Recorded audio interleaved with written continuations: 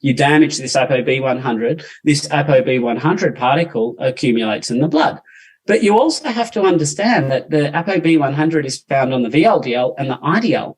And we know that LDL levels are associated with longevity, but VLDL levels, interestingly enough, they're triglyceride rich. That's how we actually estimate how much triglycerides you have, is look at the VLDL.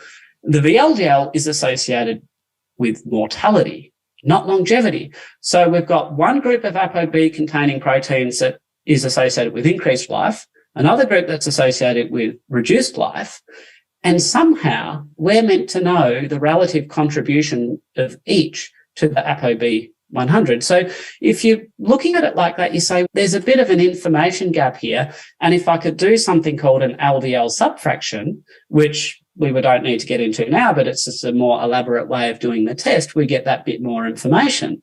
Now, furthermore, we do know that the number of these ApoB particles, I said that if that swipe card is damaged, then the LDL can't get taken out of the circulation and it will essentially accumulate in your circulation.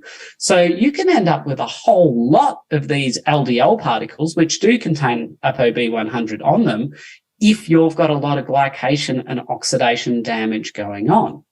So what that tells us is that if we do, and statistically speaking, having a lot of these, they're basically small, dense particles. If we have a lot of these accumulating in our blood, then that's suggestive that we're having too much sugar, having too much oxidation stress, whatever else. It might be what we're inhaling from pollution, what have you. It might be mold exposure, whatever, but there's something that's damaging our body and damaging our LDL. And the damaged LDL is associated with a problem, but not the healthy LDL.